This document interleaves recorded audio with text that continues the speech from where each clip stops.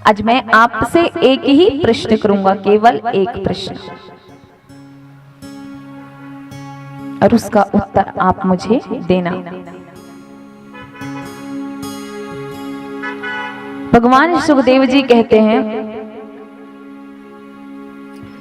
कलियुग केवल नाम आधारा,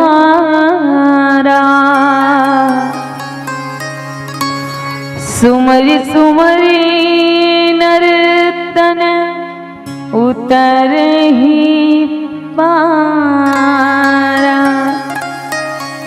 परीक्षित, कलयुग में केवल हरि के नाम जाप करने से जीव को मुक्ति मिल जाएगी। कलयुग में सिर्फ ये कलयुग का प्रभाव है।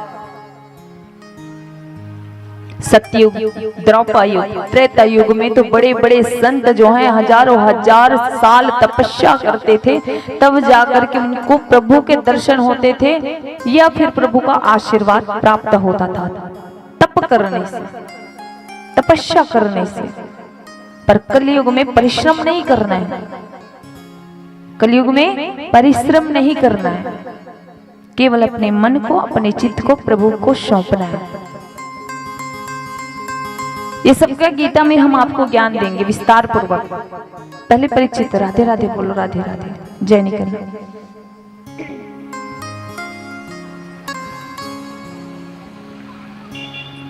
तो आज हम गीता में अभी तक जो कथा सुनते आ रहे हैं, भगवत गीता ही तो सुनते आ रहे हैं, पर हम अभी तक आपको कथा के माध्यम से समझा रहे थे, और अब समझाएंगे गीता प्रवचन में तो सिर्फ संसारिक बातों को लेकर के कि हम किस माया में खोए हुए हैं।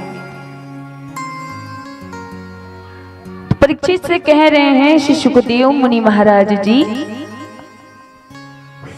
कलयुग केवल भगवान श्री हरि, श्री राम, श्री कृष्ण जी के नाम पर आधारित, उनके नाम पर ही आधार है, उनके नाम से ही जीव आत्मा को मुक्ति मिल जाएगी। अच्छा परीक्षित, एक बात बता, इतने दिनों से मैं तुम्हें कथा सुना रहा था। ये प्रश्न है किसका? सुखदेव मुनि महाराज जी का। किनसे? किनसे? सब बोलो, किससे? आप सब कौन है? कौन है? परीक्षित। तो सुखदेव मुनि महाराज जी कह रहे हैं, परीक्षित मैंने अभी तक आपको कथा सुनाई, आपने जो प्रश्न किए प्रभु के लीलाओं के बारे में, प्रभु के अवतारों के बारे में,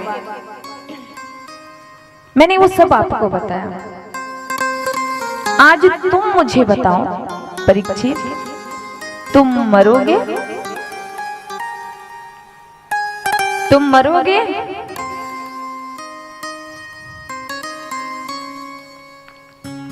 देखो ये जो है ना, बच्चों को जैसे स्कूल भेजते हो पढ़ने के लिए, ये भी स्कूल ही लगा है ना, क्लास है ये सब लोग, आप लोगों का, मेरा भी और आपका भी।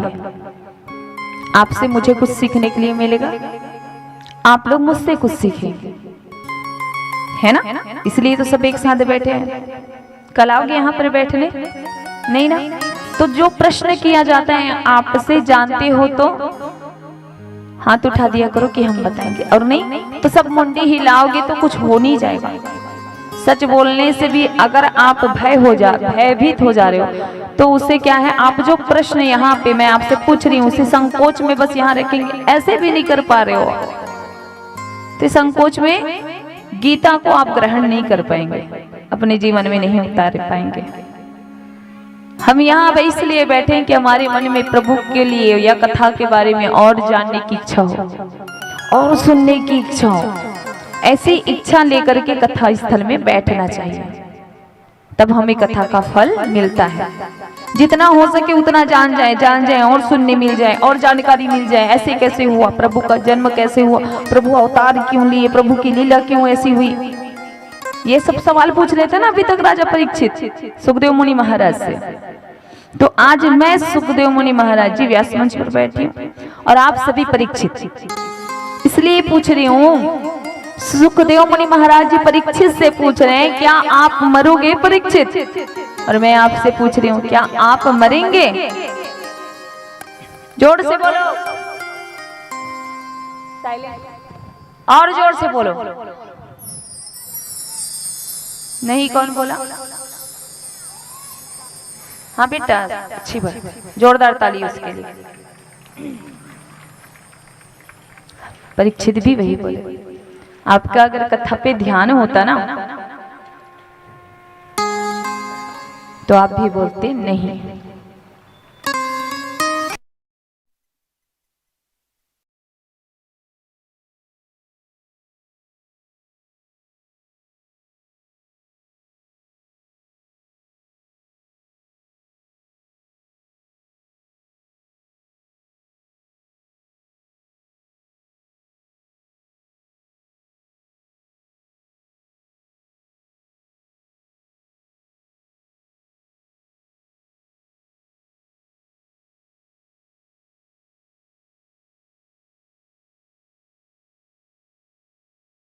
परीक्षित बोले, आपने मुझे श्री कृष्ण की कथा,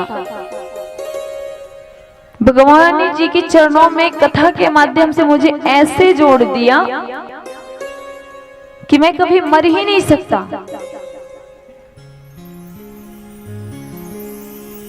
मैंने कभी जन्म ही नहीं लिया तो मैं मरूंगा कैसे? ये शरीर मरेगा। सुखदेव मुनि महाराज जी कहते हैं, बस राजन, मैं समझ गया, तुमने भागवत सुनी है और मैं समझ गई कि आपने सिर्फ भजन सुना है। बोलो राधे राधे, है ना? कथा नहीं सुनी, क्या सुने हैं? क्या सुने हैं? भजन। हाँ तो कहा हो, इसने नहीं भाव। कथा सुनते हो तो फिर तो मन करते हो जी परीक्षित जी से हम नहीं मरण कही के।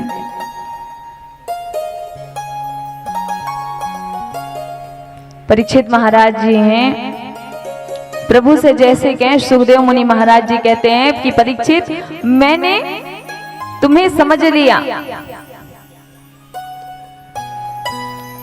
भगवान श्री सुखदेव जी चाहते तो परीक्षित की मृत्यु को टाल सकते थे, लेकिन प्रभु श्री हरि की कथा से जोड़ करके उन्होंने उन्हें अमर कर दिया।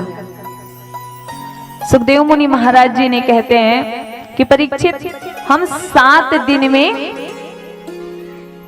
आपको जो 7 दिन में मरने का श्राप मिला है और आज वो 7वां दिन है। आपको 7 दिन में मरने का जो श्राप मिला है वो आज 7वां दिन है।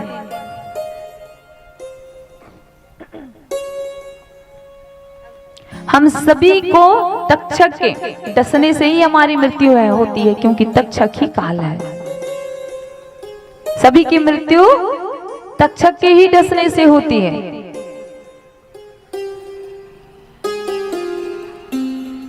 और काल का प्रभाव कलयुग में ही है।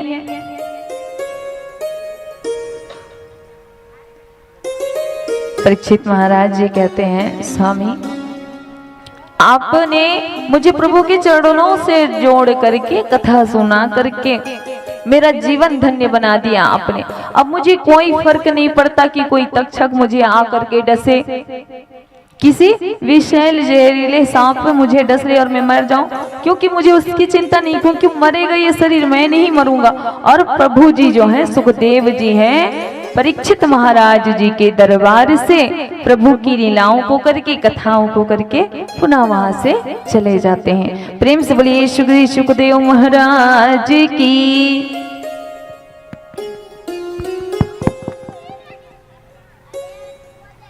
परीक्षित जी कहते हैं, अब मेरा आज 7वां दिन है, तक्षक तो आएगा ही मुझे डसने के लिए, तो मुझे कोई बात की चिंता नहीं। वो बैठ जाते हैं प्रभु की भजन के लिए। तो परीक्षित महाराज के जो पुत्र हैं, बड़ी पुत्र हैं जन्मेजय जी, उनको जैसे ही पता चला कि आज तक्षक नाग आने वाले हैं, मेरे पिता को डसने वाले हैं, उन्होंने पूरी व्यवस्था ऐसे कर दी कि एक चींटी भी अंदर ना आ सके।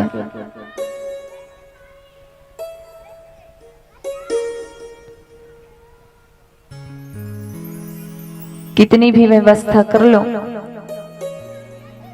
कितने भी ताले लगा लो दरवाजे पे, मृत्यु जब आएगी तो ना ताला लगेगा ना दीवार लगेगी। मृत्यु जब जिसमें होनी रहेगी वो होकर रहेगी।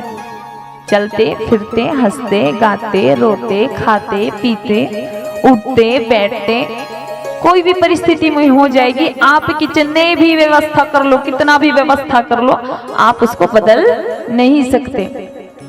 जन्मेजय जी ने ऐसी बुद्धि लगाई अपने पिताश्री को बचाने के लिए, पर परिणाम क्या हुआ? हमारे जो तक्षक नाग जी हैं वो आए और परीक्षित महाराज जी को डसने के लिए उन्होंने सूक्ष्म रूप बनाया। राजा कश्यप थे जो वहां से गुजर रहे थे, और राजा कश्यप जो हैं उनके पास इतनी ताकत थी कि तक्षक को लौटा सकते थे, पर कलयुग का प्रभाव था, कलयुग आ चुका था। तक्षक ने बहुत सारा धन कश्यप जी को दिए। कश्यप जी धन लेकर के चले गए और तक्षक ने सूक्ष्म रूप लेकर के राजा परीक्षित के महल में प्रवेश कर गए। जब महल में प्रवेश किए तो परीक्षित महाराज जी हैं समाधि पर बैठे। जब हम भक्ति के 10वीं परिस्थिति पे पहुंच जाते हैं, हमारा तन मन धन सब कुछ प्रभु को सौंप देते हैं, तो हमारी मुक्ति उसी समय हो जाती है। परीक्षित ने सोचा ये तो चुपचाप बैठा है, दसी क्यों ना लूं। एक विकराल रूप ले लिया तक्षक ने और परीक्षित महाराज जी को डस लिया। पर परीक्षित महाराज को जब डसे तब तक परीक्षित जो हैं प्रभु के चरणों में विलीन हो चुके थे। परीक्षित का मोक्ष तो तब का हो गया था जब 7 दिन की कथा विस्तार रूप से एक आसन पर बैठ करके श्री शुकदेव मुनि महाराज जी से कथा को सुना। परीक्षित जी का मोक्ष प्रभु की कथा को सुनने से ही हो गया। प्रेम से बोले श्रीमद् भगवत महापुराण की, प्रेम से बोले बाल कृष्ण महाराज की, प्रेम से बोले श्री शुकदेव मुनि महाराज की। अब जैसे ही पता चला कि तक्षक नाग के डसने से मेरे पिताजी की मृत्यु हो गई, उनके जो पुत्र हैं उन्होंने बहुत बड़ा सर्प यज्ञ रखा, विशाल नागों के यज्ञ रखा उनसे बदला लेने के लिए। अब जितने सांपों की जनसंख्या है, छोटे से लेकर के बड़ा, सबको जन्मेजय उन यज्ञ में स्वाहा करने लगे। सभी सांप अपने आप खींच करके आ जाते थे और उस अग्नि में स्वाहा हो जा रहे थे।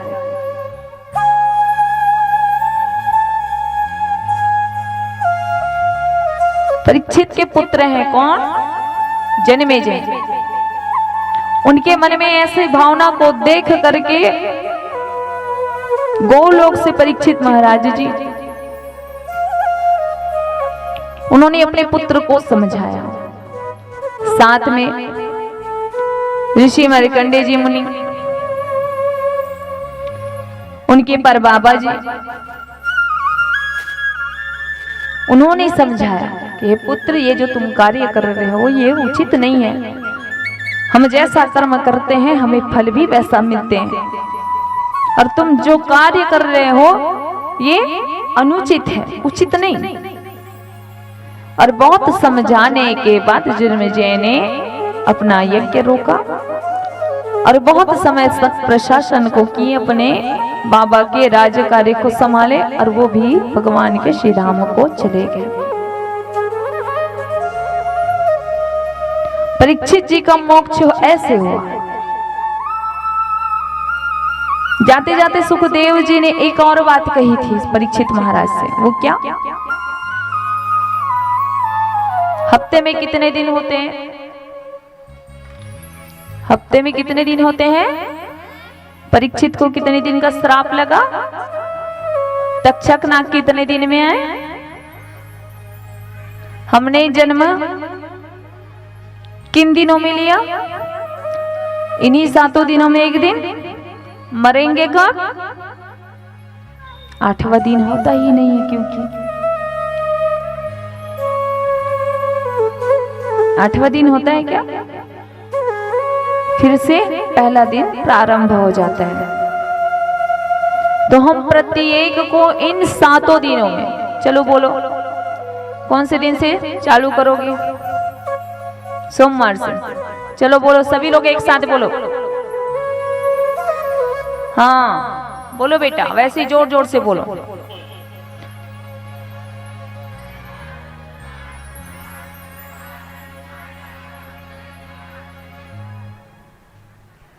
सोमवार में आना है, सोमवार से गिनती चालू करना है, इतवार में आके रुकना है दाई हो, फिर से सोमवार पहला दिन चालू हो जाए। सोमवार, मंगलवार, बुधवार, गुरुवार, शुक्रवार, शनिवार, संडे। इन 7 दिन में हम सबका जन्म भी होता है और इन्हीं 7 दिन में हमारी मृत्यु भी निश्चित है। ये अपरिवर्तन नहीं है।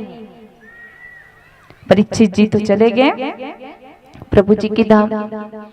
अब चलते हैं, हम गीता में प्रवेश करेंगे। पर गीता में प्रवेश करने से पहले हम एक भजन सुन लेते हैं, ठीक है?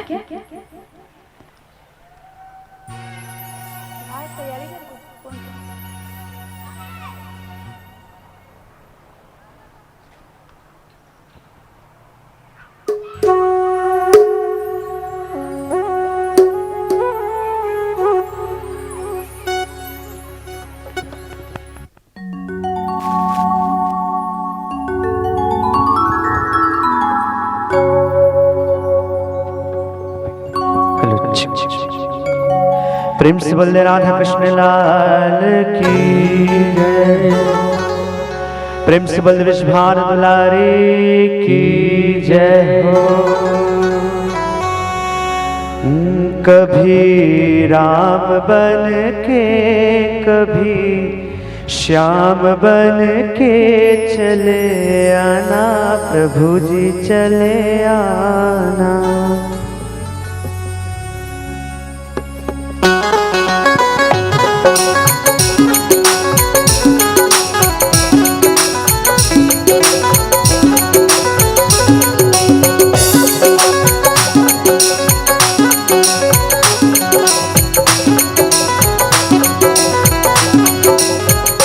कभी राम बन के, कभी श्याम बन के चले आना, प्रभु जी चले आना।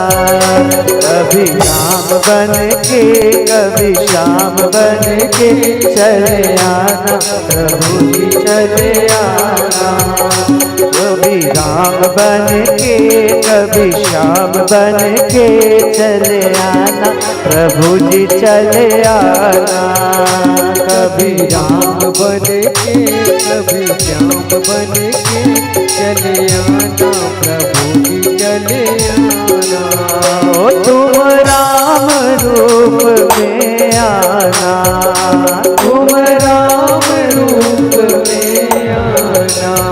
ओ तुम राम रूप में आना, तुम राम रूप में आना।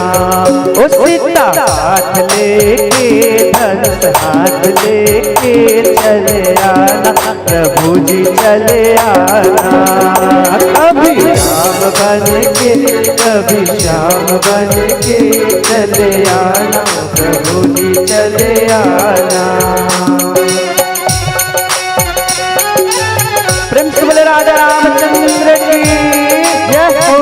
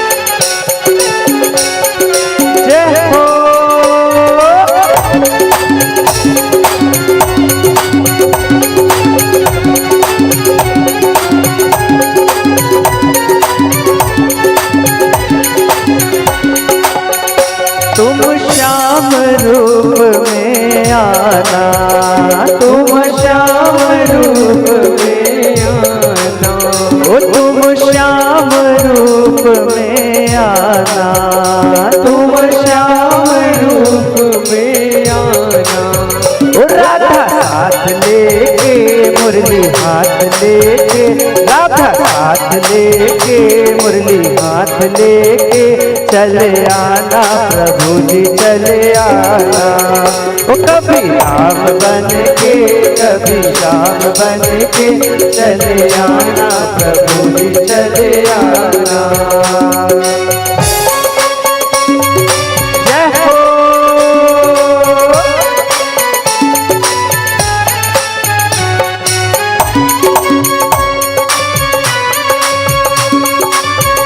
वंदन बिहारी लाल की जय।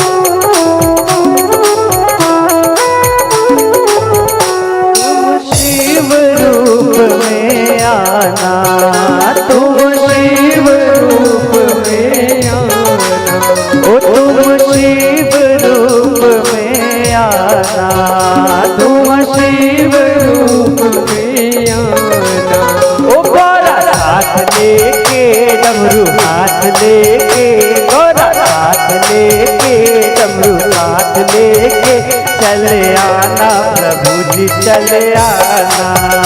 कभी श्याम बन के कभी श्याम बन के चले आना प्रभु जी चले आना।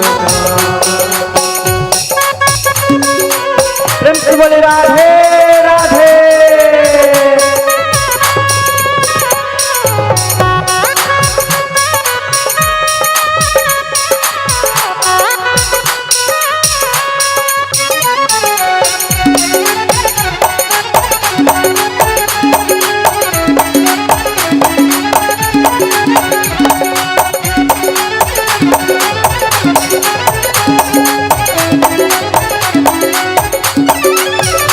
तुम शिव रूप में आना, तुम शिव रूप में आना।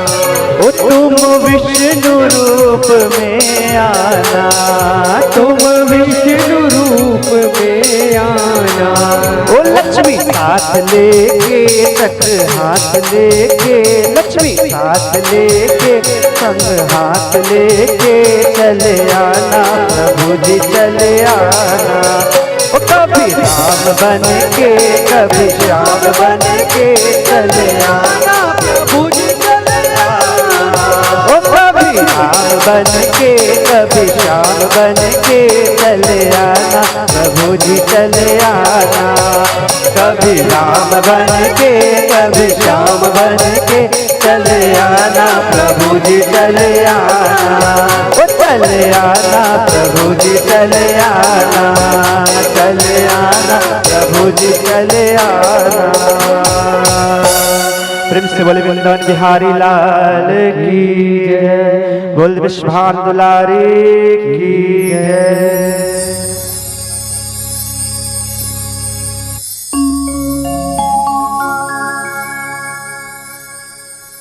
गीता में प्रवेश करने से पहले आइए हम क्रम से प्रथम दिन से लेकर के अभी तक की कथा के बारे में जाने। सर्वप्रथम प्रथम दिवस आप सभी ने कौन सी कथा सुनी? प्रथम दिवस कौन सी कथा सुनी? नहीं आए थे सुनने के लिए? हाँ, गौकर्ण जी का कथा। धुनकारी की मुक्ति हुई। कैसे हुई धुनकारी की मुक्ति? जब गौकर्ण महाराज ने अपने भाई के नाम से श्रीमद् भागवत कथा का यज्ञ करवाया 7 दिन का। प्रेत आत्मा को भी श्रीमद् भागवत कथा सुनने से मुक्ति हो जाती है। गोकर्ण कथा, धुंधकारी की कथा हम सुने तो जरूर,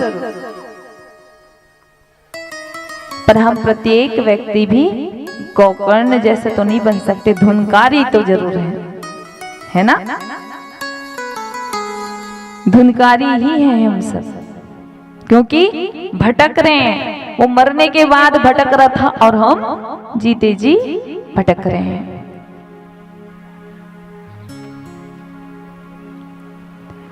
जब हमारे पास प्राण हैं तब तक हम सही इस्तेमाल नहीं करते इस चीज का। शरीर है अच्छा खासा है तब तक, और जिस दिन शरीर छूट गया, प्रेत योनि में जाके भटकने लगे, उस दिन सोचते हैं अरे ऐसा कर लेना था पहले से ही। ऐसे ही पछताना था ना धुंधकारी, मरने के बाद भटक रहा था ना प्रेत योनि में जाकर के। तो जितनी कष्ट यहाँ आपको भोगना पड़ रहा है ना, तो कर्म करोगे तो मरने के बाद भी आप सुकून से नहीं रह पाओगे। इसलिए तो कहते हैं कि भजन करो, कीर्तन करो, मन को प्रभु के चरणों में लगा लो। नहीं कर पाते, धुंधकारी ने भी नहीं किया। तो भैया गोकर्ण जी ने आकर के अपने भ्राताश्री के नाम पर श्रीमद् भागवत का ये बहुत बड़ा यज्ञ रखा, और श्रीमद् भागवत को सुन करके धुंधकारी को मोक्ष मिली। हमने प्रथम दिन की कथा में ज्ञान, भक्ति और वैराग्य के बारे में हमने ये भी सुना ना, भक्ति माता, ज्ञान और वैराग्य, इनके भी कष्ट कैसे दूर हुए, कैसे दूर हुए? श्रीमद् भागवत की कथा को सुन करके। इसलिए तो कहते हैं कि प्रत्येक के घर एक बार तो भागवत होने ही चाहिए। अपने पितरों के नाम पे, अपने पूर्वजों के नाम पे, जो वैकुंठ चले गए हैं उनके नाम पे, या अपने आपके घर में सुख आवे। इसलिए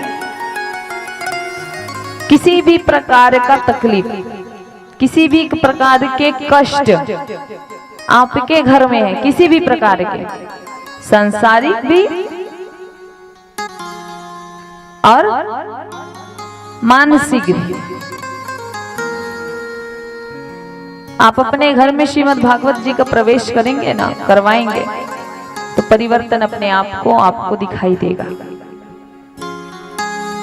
बहुत बड़े बड़े वेद हैं, पुराण हैं, आपके पास समय नहीं है पढ़ने के लिए, तो अपने आप को श्रीमद् भागवत में समर्पित करके देखो, आपको हर कष्ट का निवारण उनसे मिलेगा। ये ऐसे नहीं कह रहे हो भाई, हमारा जीवन का अभी तक जो ज्यादा तो उम्र नहीं गुजारे हैं संसार में हमने, पर जब जिए हैं उतना बता रहे हैं कि इनका आश्रय अगर आप ले लिए, प्रभु जी के चरणों में आप सब चीज अपना समर्पित कर दिए, तन मन धन पूरे शुद्ध रूप से, निश्चल रूप से, तो प्रभु आपको कहां से कहां पहुंचा देगा आपको खुद पता नहीं चलेगा। अपने आप आपके बंद दरवाजे खुलते जाएंगे, खुलते जाएंगे। इसलिए आप अपने घर में करवा रहे हैं कथा, पर आपके कथा करवाने से जो पुण्य आत्माएं वैकुंठ को चली गई हैं, जो आत्माएं आपके साथ रह रही हैं, जो परिवार, बीवी, बच्चे, पति, पत्नी, माँ, बाप, पूरा परिवार, खानदान, कुल का जो कष्ट है वो भागवत कथा कराने से ही छूट जाता है। जितने कष्ट हैं सभी नष्ट हो जाते हैं। इसलिए प्रत्येक व्यक्ति को एक न एक बार तो अपने घर में श्रीमद् भागवत का आगमन करवाना ही चाहिए। प्रेम से बोलिए राधे राधे। धुंधकारी को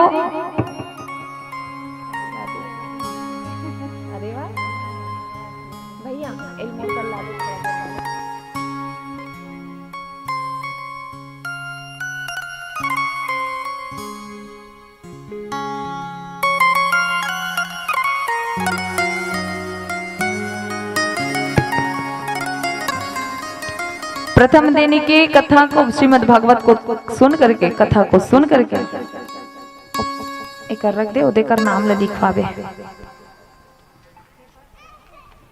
फिर से बतात हूँ, कथा में व्यवधान नहीं आना चाहिए। आप आसन में आए, प्रणाम करें, जो भी आप जो रखना चाहते हैं यहाँ पे रखे, फूल हो, दीप हो, धूप हो, और नाम लिखाना है तो उधर लिखाना है ना। फिर कथा विश्राम होने के बाद, विराम होने के बाद मैं सबका नाम पुकारूंगी, ठीक है। धुंधकारी के मोक्ष हुए। दूसरे दिन हमारे परीक्षित जी का जन्म हुआ। किनकी कृपा से? परीक्षित जी का जन्म किनकी कृपा से हुआ? कौन बताएगा? हाथ उठाओ जल्दी से, हाथ उठाओ।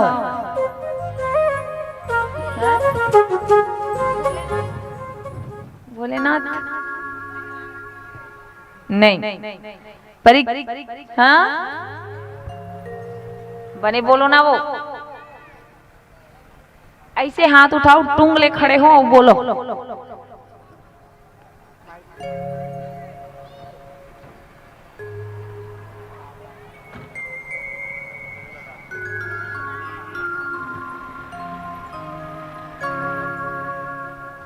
गुरु कृपा से।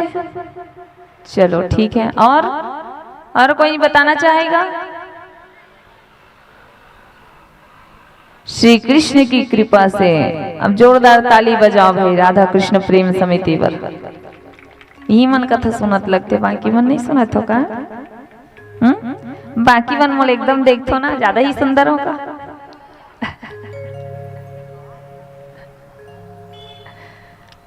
बस दिन भर आँख मुझे देखत रहते हो।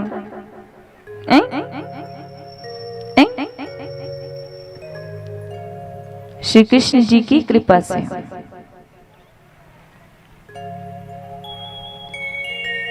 अगर उत्तरा जी के गर्भ में जाकर के वासुदेव जी, कृष्ण जी उनकी रक्षा नहीं करते तो परीक्षित का जन्म होता?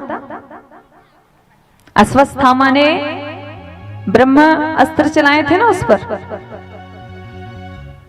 अगर भगवान श्री कृष्ण जी माता उत्तरा के गर्भ में जाकर के परीक्षित की रक्षा नहीं करते तो परीक्षित होते क्या?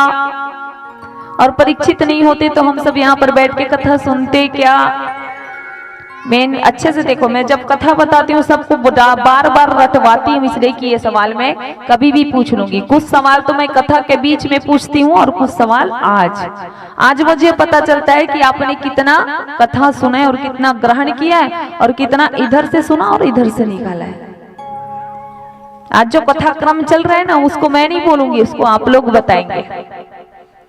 तो परीक्षित जी का भी जन्म हुआ तो भगवान श्री कृष्ण की ही कृपा से।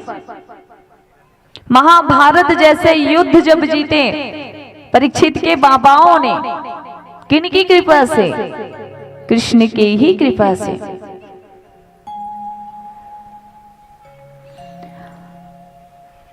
परीक्षित जी के जन्म की कथा हमने सुनी।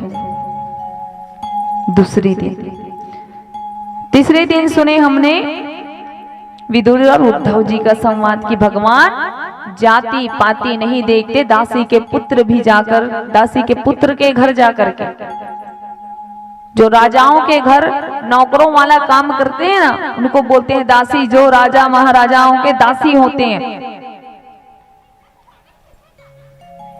उनके यहाँ जन्म हुआ विदुर का।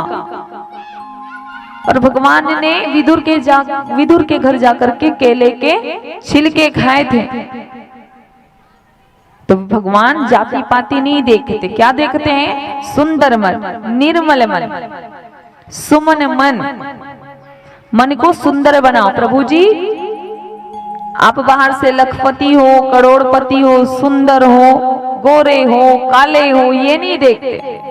भगवान क्या देखते हैं? आपके मन सुंदर है या नहीं है।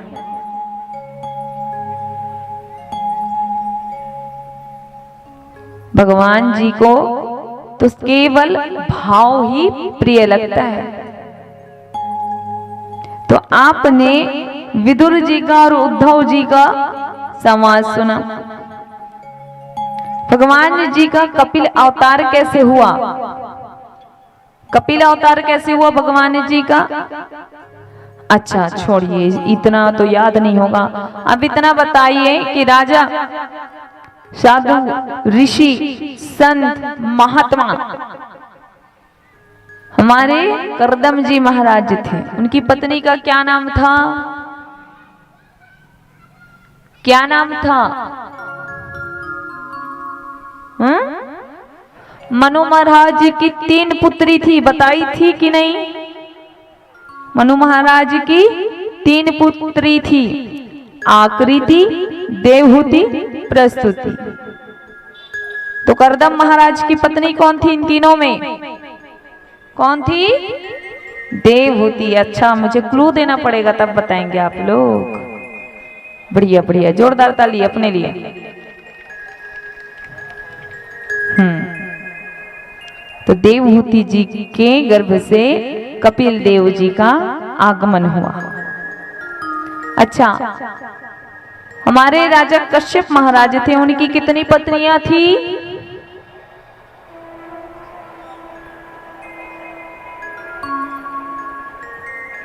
याद नहीं है? कितनी पत्नियां थी? कितनी? हाँ? ऐसे कर दो ना, तो ऐसे कर दो, मैं पूछती नहीं रहूंगी। राजा कश्यप महाराज की 13 पत्नियां, जिसमें से आदिति और दिति। दैत्यों की माता कौन? हाँ? और देवताओं की माता कौन? वेरी गुड बच्चा, जोरदार तालियां।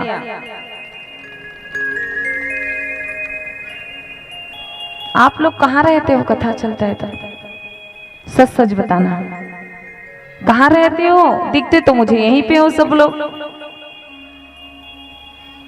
आज भी छोड़ के आए हो क्या घर पे? बताओ ना जी।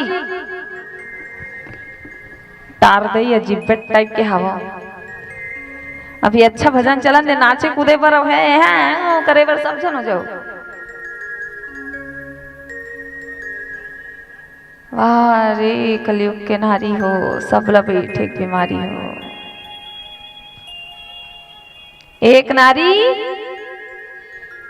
बने, बोलो ना, एक नारी। पर यहाँ जितना झर नारी बैठे हो ना, मन लगे चुपचाप बैठे बीमारी। प्रेम से बोलिए राधे राधे। तो भगवान श्री वामन जी का अवतार माता के गर्भ से हुआ। क्यों हुआ? देवता जब भिन्न भिन्न भटक रहे थे, राजा बलि ने तीनों लोग को अपने कब्जे में किया था। पर राजा बलि को कि हम कुब्दा में ही आते हैं, अम्मा तो ऐसे ही आते हैं। हमें जहां भी कथा कराने के लिए बुलाते हैं ना, तो हम प्रभु इच्छा से चले जाते हैं। हम नहीं कहते कि हमको इतना दो तो हम आपके यहाँ कथा करने आएंगे, आपके गांव में कथा करने के। हम उसी में खुश रहते हैं, धन की बात नहीं करते। क्यों? हम तो चाहते हैं कि लोग कथा सुने, जितना ज्यादा हो सके भगवत कथा का प्रचार प्रसार कर सके। सबको भगवान ने एक जैसी बुद्धि नहीं दी है, सबकी अलग अलग बुद्धि होती है, अलग अलग सोच होती है। और हमारी सोच तो ये है कि बस जितना हो सके उतना घूमते जाएं, भटकते जाएं, जो कथा कराने के लिए हमको बुलाए वहां जाकर के हम बैठ जाएं। कारण क्या है? जो विकृति बदल रही है ना बच्चों की आजकल, वो आने वाला कल है ना हमारा विनाश की ओर लेता जा रहा है। इसलिए हमारा प्रयास ये रहता है कि हम जगह जगह जाकर के कथा करें। बस आने वालों की देर रहती है कि मैया हमारे यहाँ आकर के कथा कर दीजिए। हम इतना भाव लेके आते हैं, इतने देर तक आपको बैठ के कथा सुनाते हैं, लेकिन मिलता क्या है बताइए ना, आप ही लोग बताओ। कथा आप श्रवण ही नहीं कर पाते, कथा सुनते जरूर हैं पर अपने जीवन में उतार नहीं पाते। तो हमारा कथा करना मतलब साल भर पढ़ाई करने के बाद जब पेपर दिलाने आती हूँ तो पेपर में मुझे क्या मिलता है, और हम 0 हैं तो बच्चे कैसे होंगे, फिर आने वाला हमारा कल कैसा होगा। आप गहराई से अगर सोचेंगे ना तो कथा में आपका मन अवश्य लगेगा। चलते हैं, आप सभी को हम ले जाते हैं गीता में, गीता प्रवचन में। प्रवचन क्या, इतना सारा आप लोगों को प्रवचन तो प्रतिदिन देती आ रही हूं, यही प्रवचन आज और देती हूं।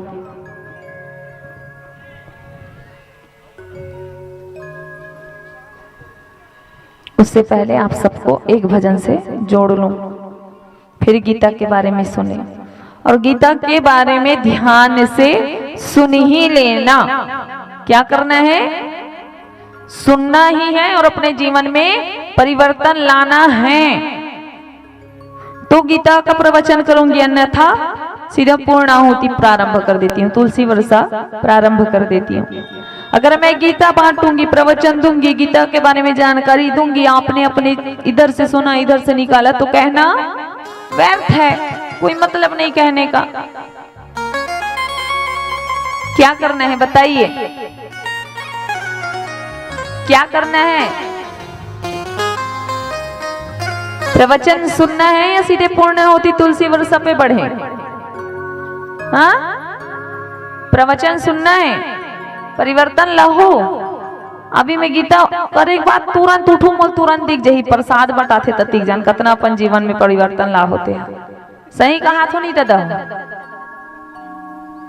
प्रसाद बटात रही ना उतनी जान तुरंत दिख जही कतना उतारे होते अपन जीवन में। गीता जितना भी, गीता माता का जितना भी ज्ञान दे दो कुछ नहीं उतार सकते, पर संयम तो थोड़ा सा ला सकते हैं ना अपने अंदर। पर नहीं, हमला मिली नहीं प्रसाद, प्रसाद बताइए ऐसे करके प्रसाद बांटते है कि नहीं। चलो देखता नाच का होते। स्वर्गीय सरस्वती साहू जी मोनू साहू की माता हैं, और मोनू साहू जी के द्वारा अपनी माँ के स्मृति पर 511 रुपए का भेंट श्री हरि चरणों में। प्रेम से बोलिए इनके कुटुंब परिवार की, पुण्यात्मा की। आइए एक सुंदर सा भजन, उसके पश्चात हम गीता में प्रवेश करेंगे।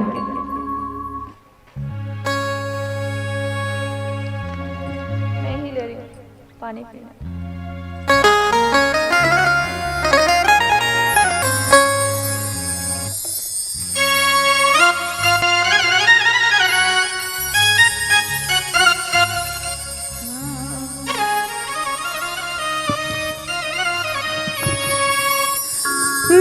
सर पर रख दो बाबा अपने दोनों हाथ। बहुत दिन से डिमांड आता है, कोई तो श्याम के भजन गा दो कहीं के, तो सोचे चलो लेके ही चलते। देना है तो जन्म जन्म का, देना है तो जन्म जन्म का, हो मेरे सर पर रख दो बाबा अपने ये दोनों हाथ। देना है तो दीजिए जन्म जन्म का साथ, देना है तो दीजिए जन्म जन्म का साथ। मेरे सर पर रख दो बाबा, मेरे सर पर रख दो बाबा अपने ये दोनों हाथ। देना है तो दीजिए जन्म जन्म का साथ, देना हो तो दीजिए जन्म जन्म का साथ।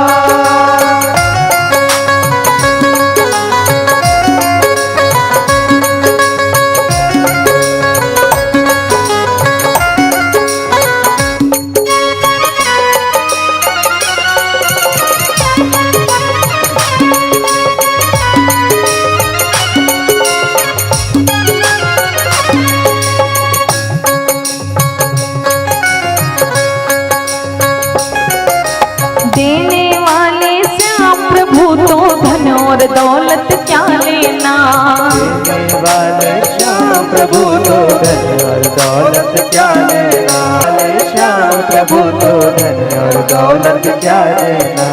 श्याम प्रभु से मांगे तो फिर नाम और इज्जत क्या मांगे।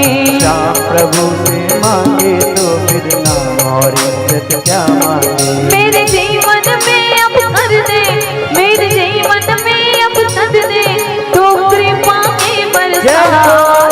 देना है तो दीजिए जन्म जन्म का साथ। देना हो तो दीजिए जन्म जन्म का साथ।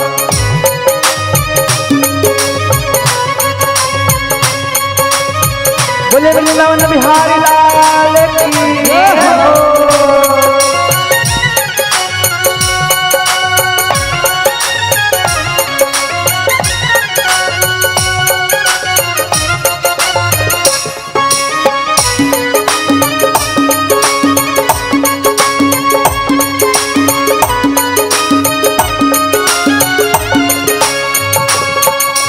श्याम तेरे चरणों की धूली धन और दौलत महंगी है। श्याम तेरे चरणों की धूल तो धन और दौलत महंगी है। एक नजर कृपा की बाबा नाम इज्जत से महंगी है। एक नजर कृपा की बाबा नाम इज्जत से महंगी है। मेरे दिल की तमन्ना यही है, मेरे दिल की तमन्ना यही है, कर सेवा तेरी दिन रात। देना हो तो दीजिए जन्म जन्म का साथ। देना हो तो दीजिए जन्म जन्म का साथ। देना हो तो दीजिए, देना हो तो दीजिए जन्म जन्म का साथ। देना हो तो दीजिए जन्म जन्म का साथ। प्रेम से बोली वहां के बिहारी लाल की जय हो। आए। अब चलते हैं हम सीधा गीता प्रवचन की ओर। तो सबसे पहले तो हम ये जान लें कि हमारा जो जीवन है वो क्या है। हमारा जो जीवन है, हमारा जो मनुष्य तन है वो बस माया में घिरा है। क्योंकि ये जो चींटी है पृथ्वी पर, चींटी, कीड़े मकोड़े, पतंग, सांप, कुत्ता, बिल्ली, इनमें और हम में केवल एक ही फर्क है। वो क्या है? वो सब है भोग योनि में और हम हैं उपभोग योनि में। भोग और उपभोग में समझते हैं आप लोग क्या फर्क है? भोग और उपभोग में समझते हैं आप लोग क्या फर्क है? हाँ ना, नहीं, नहीं, तुम्हार बन की मुड़ी नहीं है, कहाँ गए? हाँ हाँ, वो कहा तो तुम्हें चिल्ला तो जो आप तो दे सकते हो दाई हो मोर। हाँ पता है, हाँ बस नहीं, बने जोर से बोलो, बोले नहीं स्कूल हरे सीखे पर यहाँ, सीखे पर शर्म करो तो जो करे शर्म उसके फूटे करम। तो भोग और उपभोग के बारे में हम समझ लेते हैं सबसे पहले, तब श्रीमद् भागवत गीता के प्रवचन के मतलब समझ पाएंगे हम। जानवरों से प्रारंभ क्यों कर रही हूं? क्योंकि जानवर जो हैं, कीड़े मकोड़े इत्यादि हैं, पेड़ जो हैं, जड़ वृक्ष जो हैं, वो सब हैं भोग योनि में, वो भोग रहे हैं। चींटी है भोग रहे हैं, हम लोग भी जो मनुष्य तन हमको भी मिले हैं ना, 84 लाख योनि से भटकने के बाद ये मनुष्य तन हमको मिला है। और इस जन्म में हम पहुंचे, देखिए तो कुत्तों को हम ही बताइए हम कैसे व्यवहार करते हैं कुत्ते से, जानवरों से। हम वो सब चीज भोग चुके हैं, पता नहीं कितने जन्म, पता नहीं कितने बार।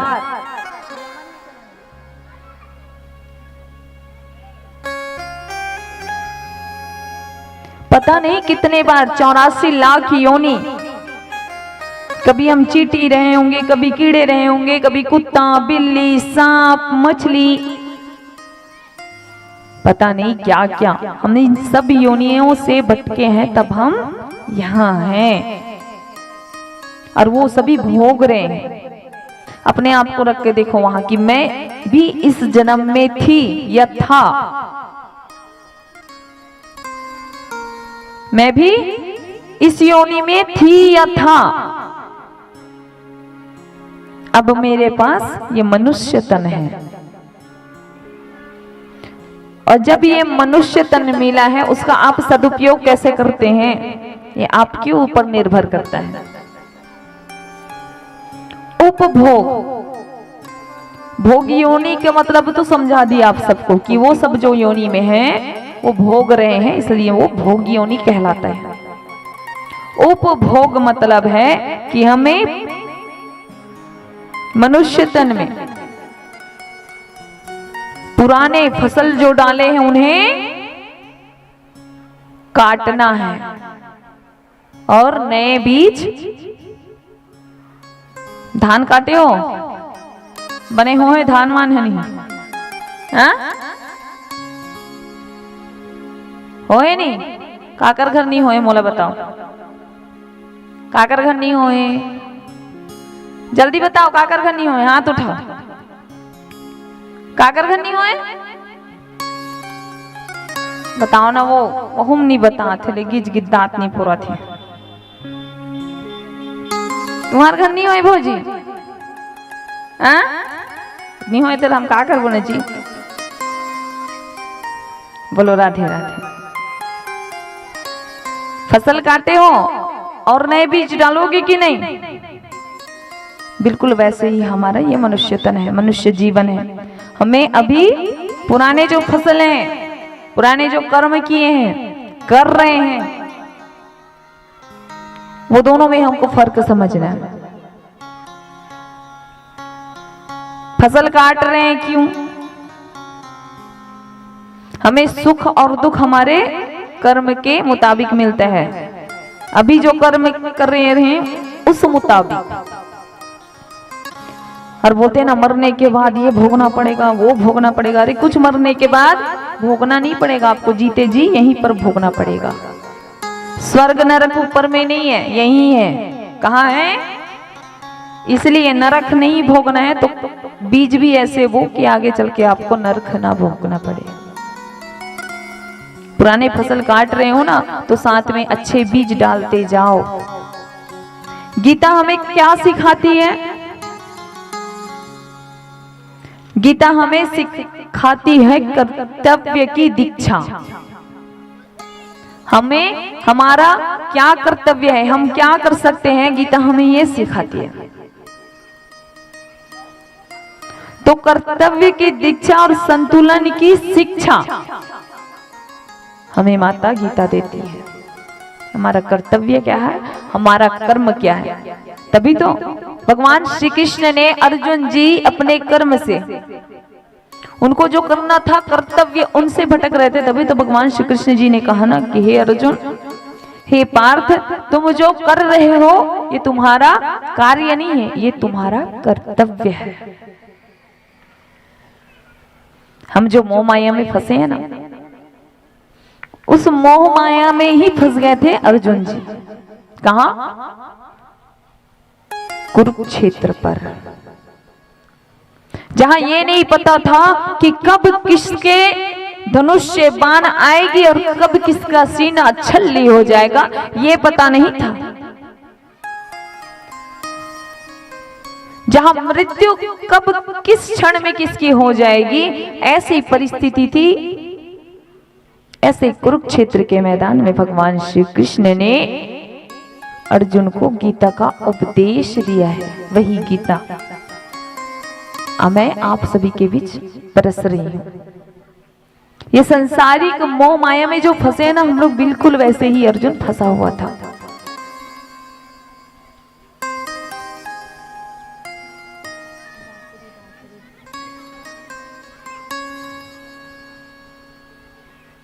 भगवान श्री कृष्ण जी कहते हैं अर्जुन को कि हे पार्थ, हे कुंती, तुम जो मोह माया के मझधार में फंसे हो, मेरा भाई, मेरा बाबा, मेरे बड़े बाप, मेरे दादा, मेरे गुरु, मैं इनको कैसे मारूं? ये तो मेरे अपने हैं, मैं इनको कैसे मारूं? भगवान श्री कृष्ण जी कहते हैं तुम इसी दुविधा में, इसी भाव में पड़े हो, माया में पड़े हो। ये तुम्हारा जो कर्म अब कर रहे हो ये अच्छी बात नहीं है। तुम तो यहाँ पर युद्ध में अपने कर्तव्य को पूरा करने आए हो, पूर्ण करने आए हो। आप भी अपने कर्तव्य को पूर्ण करने आए हो संसार में। मोह माया में अपने आप को हम फंसाए जा रहे हो, फंसाए जा रहे हो। ये आपकी दुख की बात है भाई, आप दुख को खुद निमंत्रण दे रहे हो। गीता में साफ कहा गया है कि तुम किसी पर निर्भर ना रहो, किसी से मोह ना रखो। ये मानव है, ये संसार के लोग हैं, वो आपको धोखा देंगे ही, आपके अपने होंगे नहीं। पर फिर भी हम मेरा बेटा, मेरा बेटी करके जो भाग रहे हैं, बिल्कुल अर्जुन के जैसे। पर हमें श्री कृष्ण जैसे सारथी की जरूरत है। हमारे पास श्री कृष्ण जैसे सारथी नहीं है, और है भी तो कलयुग के प्रभाव से हम उनकी बात को अपने जीवन पे नहीं उतार सकते।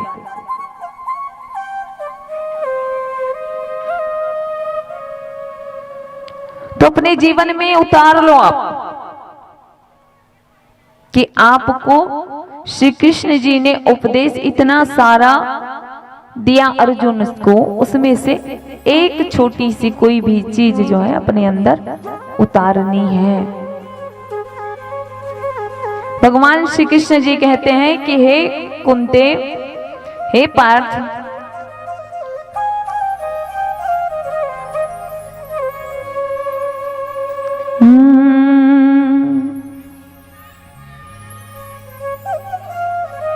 चार दिनों की प्रीत जगत में, चार दिनों के नाते हैं। चार दिनों की प्रीत जगत में, चार दिनों के नाते हैं।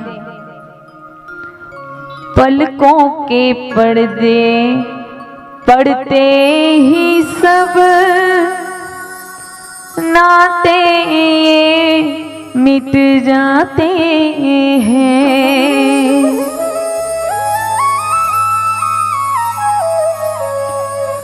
घर के स्वामी के जाने पर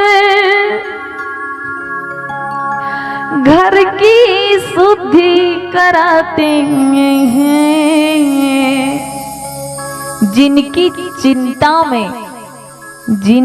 चिंता में तू जलता वे ही चिता तुम्हारी जलाते हैं। समझ में आ रहा है? मैं नहीं कह रही हूं, ये कौन कहा है, किसने कहा है? हाँ, इसने गा गा बता तो तब जल्दी समझ तो तुम मन मोल पता है। प्रवचन में ऐसे नहीं सुन सको आप मन, आप मन ला बीच बीच में कुछ गा गा सुनाए लगे। 4 दिनों की प्रीत है अर्जुन जगत में।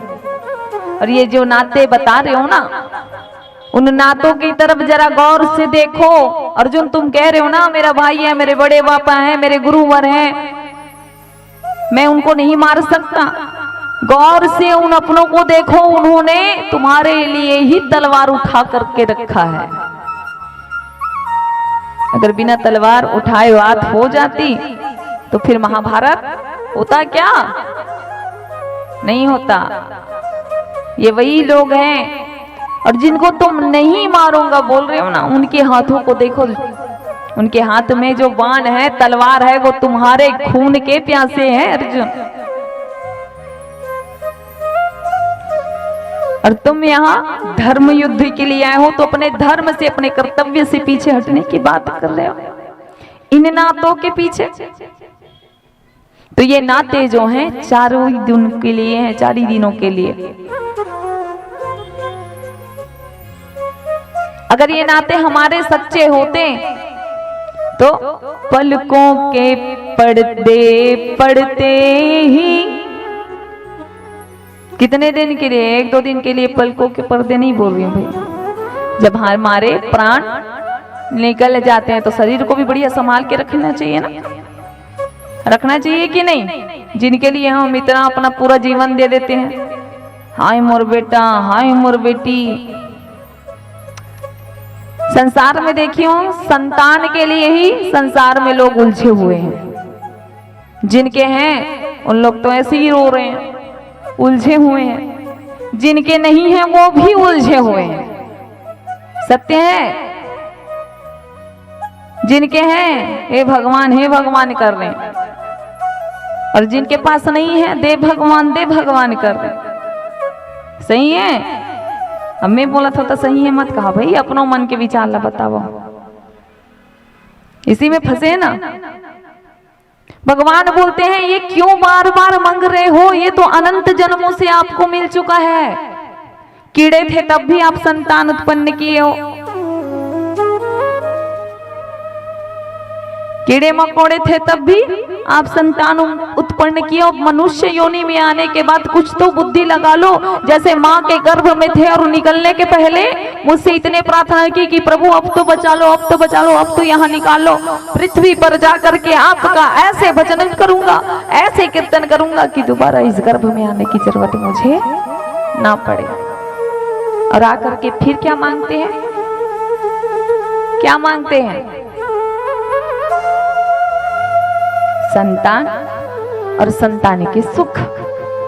उनके सुख के लिए दिन रात परिश्रम करेंगे।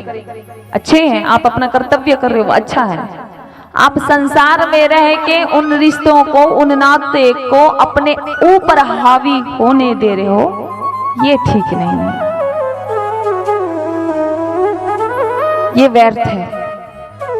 और ये अगर ठीक होता, आपका प्रेम ऐसा है, तो आप बताइए, आपका रिश्ता अगर इतना मजबूत है तो भाई मरते ही, आपकी मरते देर नहीं लगता, बस जल्दी से आपको घर से निकालेंगे और निकाल के मृत शरीर जब निकलेगा तुरंत शुद्धि कराते हैं।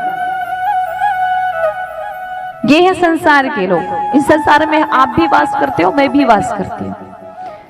जिस माया नगरी में आप वास कर रहे हो वहां मैं भी हूँ। ये बात सिर्फ आपके लिए नहीं है, मेरे लिए भी है। हम क्या करते हैं?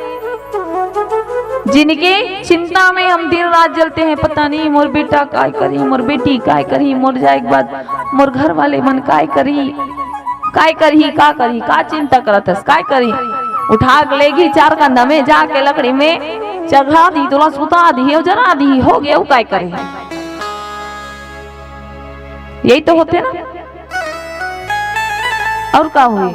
कुछ होने वाला है? पर तुम्हारा मन की जरूर हो। हाय हाय हाय हाय करत मरहू ना आखिरी समय में। तो जैसे जड़ भारत जी हाय हिरन, हाय हिरन, हिरन के लइका के बारे में सोचत मरीस, दूसरा जन्म होकर हिरन के होइस के नहीं।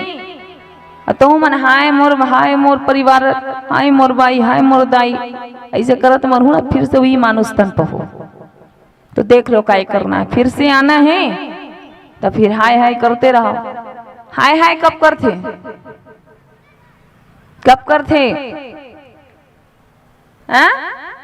जब लोग पूरी तरह से थक जाते, बर्बाद हो जाते या कुछ लूट जाते, छीन जाते, तब हाय हाय करते। क्या करते? हाय ऐसनो करते हैं ना। पर हाय हाय नहीं करना है, अब क्या करना है? राम राम, कृष्ण कृष्ण, राधा राधा। क्या करना है? करहूं ना तब अतिक चिल्ला चिल्ला के बोलूं तब फायदा है, नहीं तो फिर अच्छी बात है। सभी के बारे में आप सोचते हैं, आप गृहस्थ जीवन में हैं, आपका फर्ज बनता है कि अपने परिवार के बारे में आप सोचें। पर परिवार का कर्तव्य क्या है और कितने समय तक है? आप 50 साल के हो गए, 55 साल के हो गए, आपने अपने बेटा बेटी का शादी कर लिया, अब उनको जिम्मेदारी सौंप दीजिए। अब आप गंगा नहा लीजिए, सीधा भजन कीर्तन में लग जाइए, क्योंकि आपका समय उनका घर बसाने के बाद अब वो नई पीढ़ी आई है, उनको सौंप दो और आप तैयारी करो ऊपर जाने का। कमा लिए जितना कमाना है, देख लिए जितना देखना है संसार। ये मैं नहीं कह रही हूं, ये कथा में श्रीमद् भागवत कहता है कि मनुष्य को अपने ऊपर संसार को हावी नहीं होने देना चाहिए। पर हम क्या करते हैं? वहीं फंसे रहते हैं।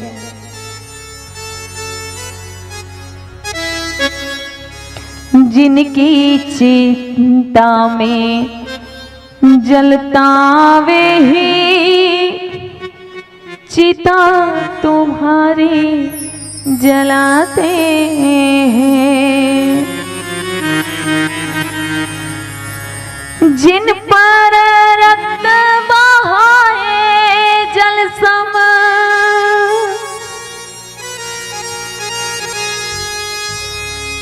जिनके लिए रक्त भी बहाने, जिनके पीछे रक्त भी बहाए, मतलब अपने परिवार को, अपने संसार, जो घर को अपना संसार समझ के बैठे, उनके लिए आपको अगर किसी से विश्वासघात करना पड़े करें, किसी को तकलीफ देना हो दिए, यहाँ तक कि किसी को मारने की भी जरूरत पड़ी मार दिए, किसी का खून बहाने की जरूरत हुई तो बहा भी दिए, उनका शौक पूरा करने के। अब ऐसे नहीं भाई खून बहाल कहा तो आदमी जाक मार दो, कहीं नहीं कहा था, क्या कहा था? समझ गए? जिनकी खुशी के लिए आप दूसरे जीव का भी हत्या कर देते हो, जाते हो ना कि मेरे बेटे का, मेरे बहू का ये हो जाए, ये पूरा हो जाए, वो पूरा हो जाए, और जाते हो फिर दूसरे जीव की बलि देने के लिए, जाते हो कि नहीं? आप उनके लिए दूसरों का रक्त बहाने के लिए भी नहीं सोचे।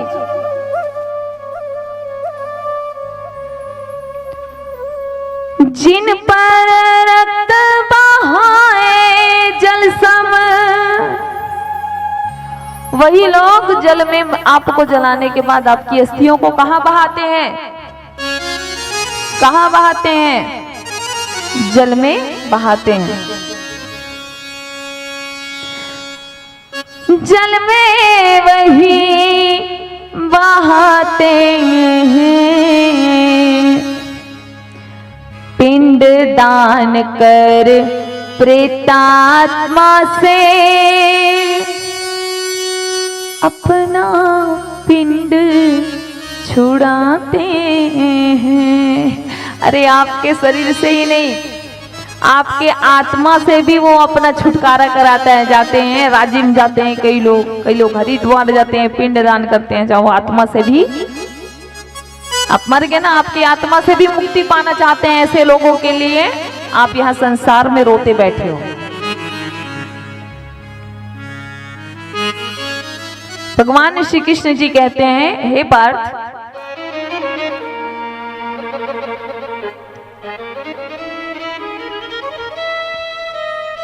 ये संसार के जो मोह माया में तुम फंसे हो ना, ये तुम्हारा साथ नहीं देगा।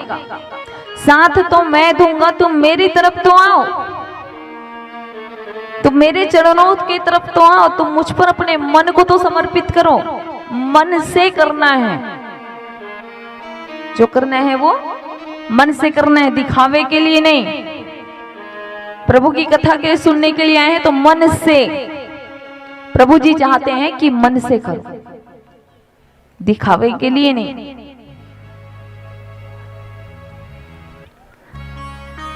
गीता माता कहती हैं, गीता में ज्ञान ये दिया है कि हम कोई भी कार्य कर रहे हैं, प्रभु जी का भजन कर रहे हैं, कीर्तन कर रहे हैं, कथा सुन रहे हैं, मन से किया हुआ जो कर्म है, मन से किया हुआ कर्म, तन से नहीं, मन से जो किया हुआ कर्म है उसका फल मिलता है हमको, श्री हरि देते हैं।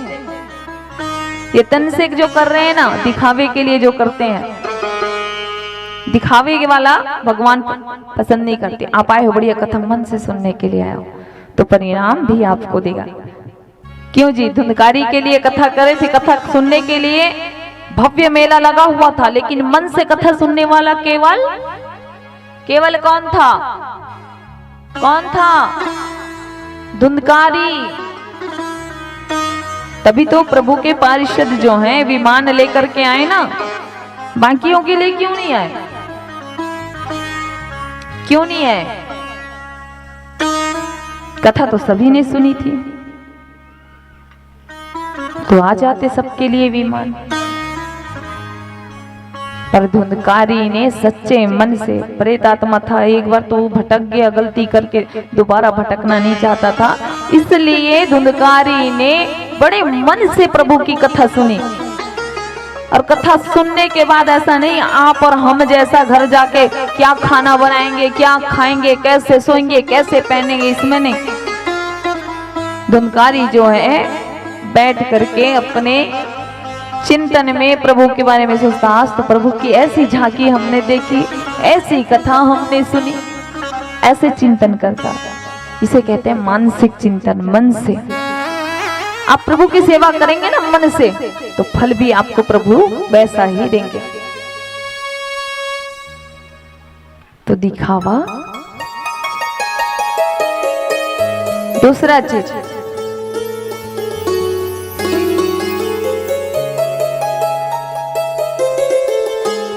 प्रत्येक परिस्थिति पे जीवन में आप 3 संकल्प अपने ले लो। पहले है गौ सेवा। ये गौ सेवा, ये तीनों जो बता रही हूं ना कथा में, मैंने कई बार बताई है। ये 3 चीजें राजा बलि जी को उनके गुरु ने दिया था और परीक्षित को उनके बाबाओं ने भी दिया था। और दोनों दिन कथा के चलते, कथा के बीच में मैं 3 बात आपको बार बार बताई। जब राजा बलि तीनों लोगों को जीत सकता है, तो आप तो भगवान के हृदय को जीत ही लेंगे 3 कार्य करके। पहले गौ माता की सेवा घर में, दूसरा घर में माँ बाप की और संतों की सेवा, और तीसरा चीज आंखों के सामने कभी पाप होते नहीं देखना।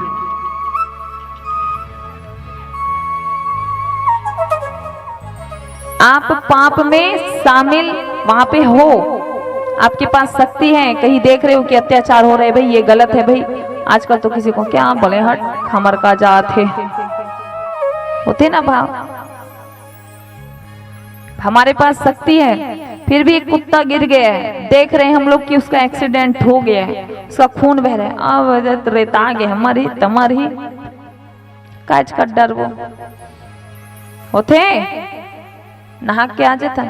आपके पास इतना शक्ति है कि कुछ पल के लिए जाकर देख सकते हो। नहीं, ये तो कुकुर की बात होगी भैया, पर धुरिया गोठिया दे मैं यहाँ तो इंसान जाग झपा जाते नहीं, कैमरा चालू हो जाते होते नहीं। रात वही फोन ले हॉस्पिटल लगाते तो मैं 100% में 20% ऐसे लोग रही, या तो थाना फोन करी या तो एम्बुलेंस, और बाकी मना कैसे एक्सीडेंट हो ही, कैमरा में इससे वायरल हो ही, वैसा वीडियो मन हजे कर कोई इंसानियत रही नहीं गए। सही है, हमें तो कुकुर के बात कर दे बेचारा के, इंसान ने कोई कदर नहीं है, आवे का नहीं है। भगवान जी कहते हैं पार्थ, यहाँ जिस कार्य के लिए तुम आए हो वो तुम्हारा धर्म, तुम्हारा कर्तव्य है, तुम वो करो।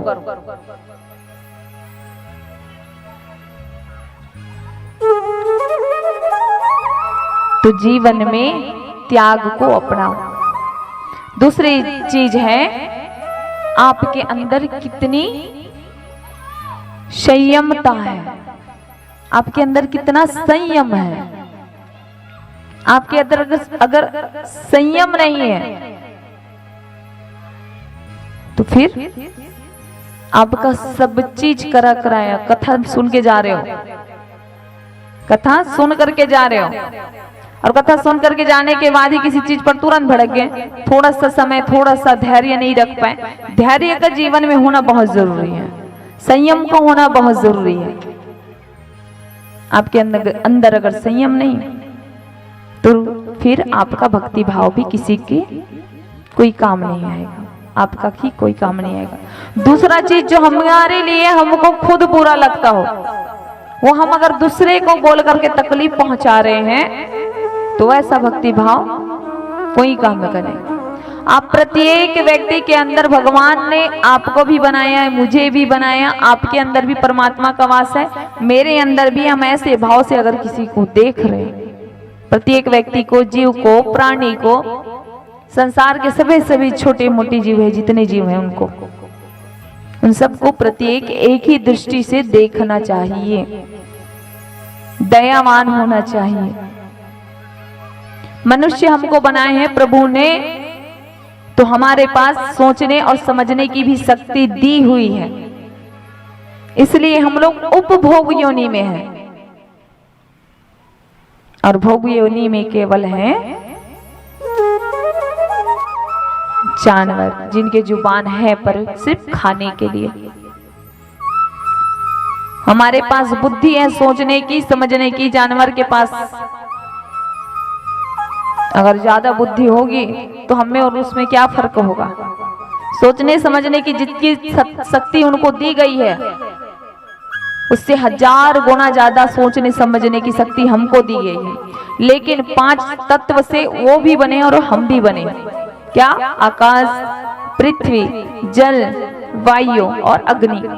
इन 5 तत्वों से हमारा जन्म हुआ है और इन्हीं 5 तत्वों में हमको विलीन होना है। इसी 5 तत्वों से कीट पतंग भी बने और हम भी बने।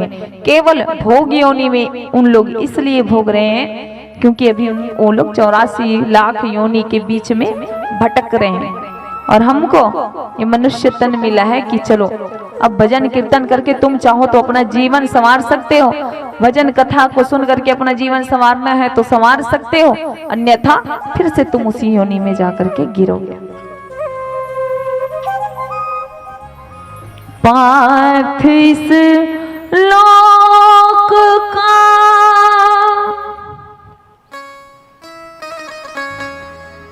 कोई पदार्थ रे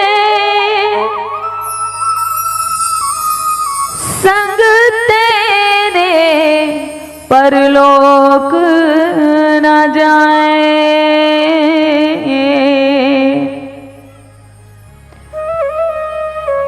पिछले जन्म का कोई नाता अगले जन्म में याद न आए। विस्मृतियों का बोझा ढोने, विस्मृति का वरदान बचाए।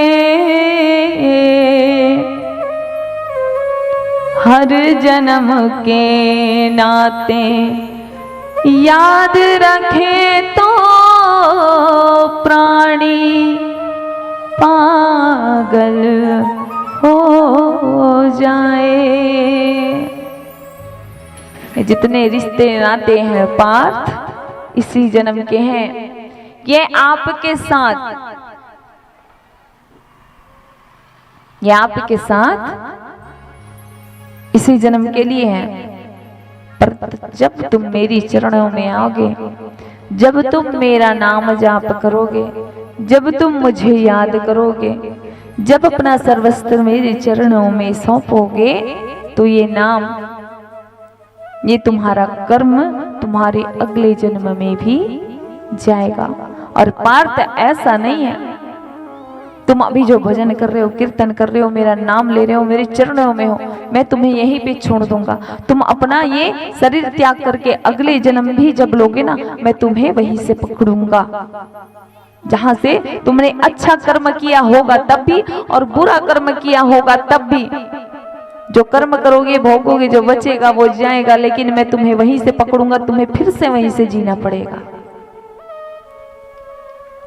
भगवान श्री कृष्ण जी कहते हैं, हे भरतवंशी अर्जुन, जब जब धर्म की हानि होती है, दुष्टों का बोलबाला होता है, तब तब मैं अवतार लेकर के पापियों का विनाश करता हूँ, अधर्मियों का नाश करता हूँ और फिर से सत्य की स्थापना करता हूँ। जब हमारे पाप कर्म बढ़ते जाएंगे, फिर काएगा कली लेके कलकी अवतार, और फिर हम अधर्मियों का विनाश करेंगे प्रभु जी, और फिर से वो सत्य की स्थापना करेंगे, धर्म की स्थापना करेंगे।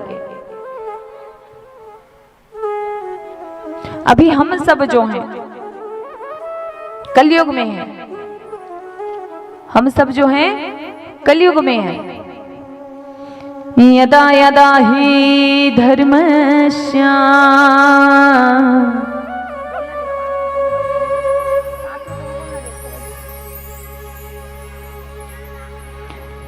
यदा यदा ही धर्मस्य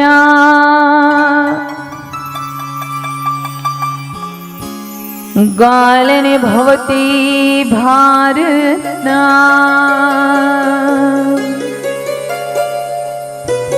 अभ्युत्थानमधर्मस्य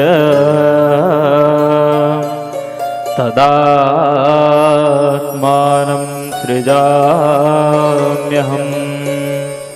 परित्रणाय साधूनां विनाशाय च दुष्कृताम्। धर्म संस्थापनार्थाय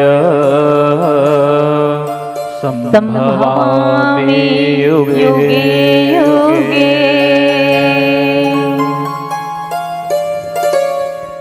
कलयुग की उम्र अभी कितनी है? 4,32,000 वर्ष। 4,32,000 वर्ष उनकी पूरी उम्र है।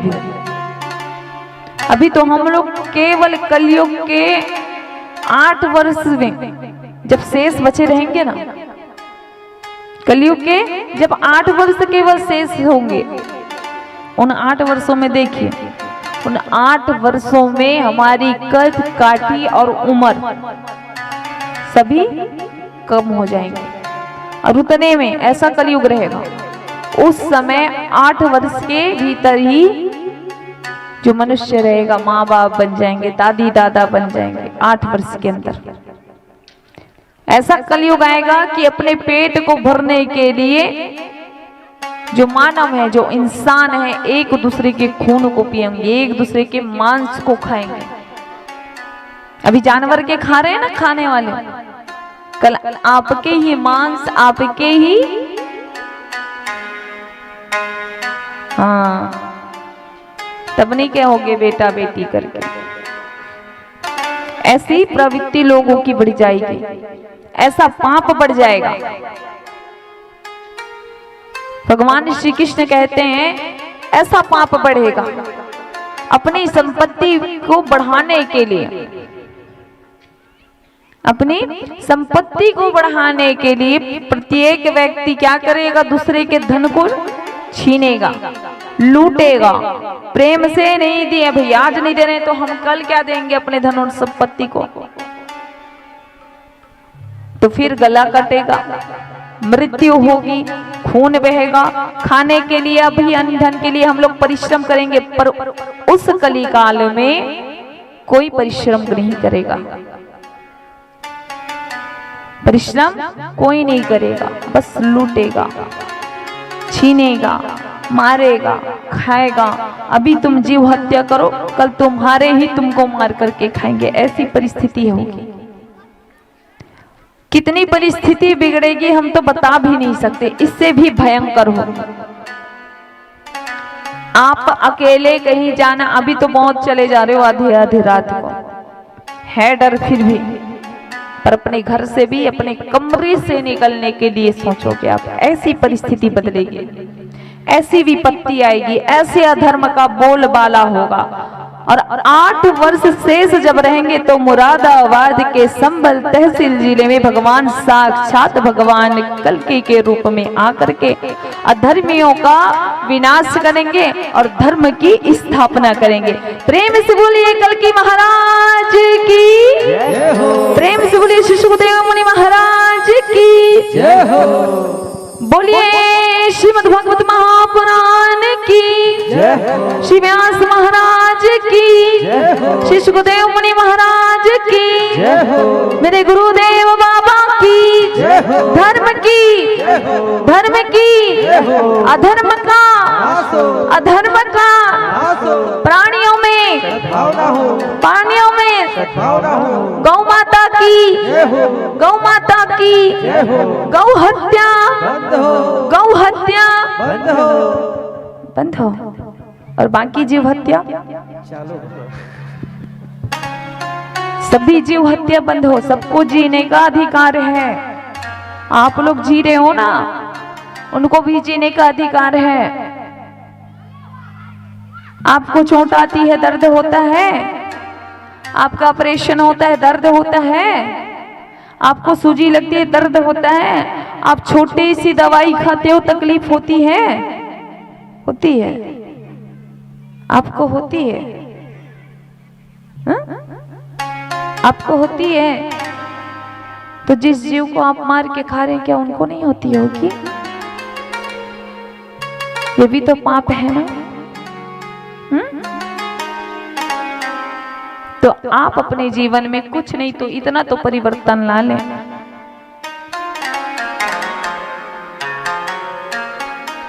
प्रेम से बोलिए धर्म की जय हो।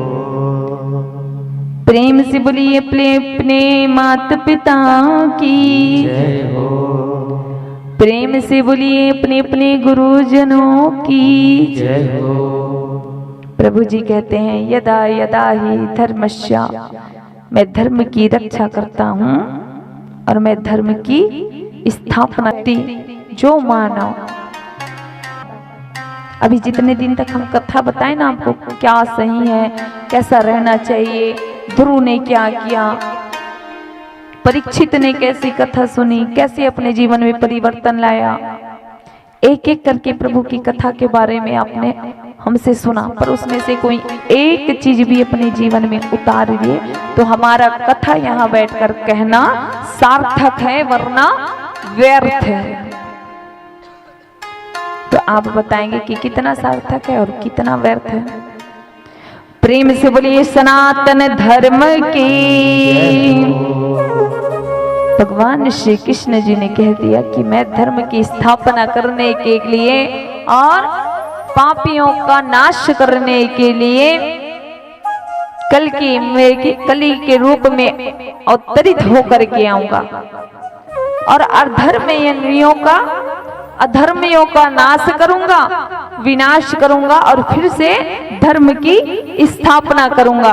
प्रेम से बोली बाल कृष्ण महाराज की जय हो।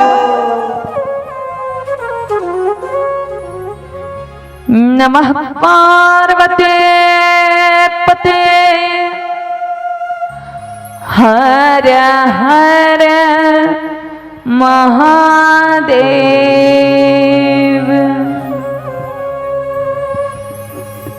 अब चलते हैं, जिनको गीता चाहिए, माता गीता चाहिए, यहां से ले ले।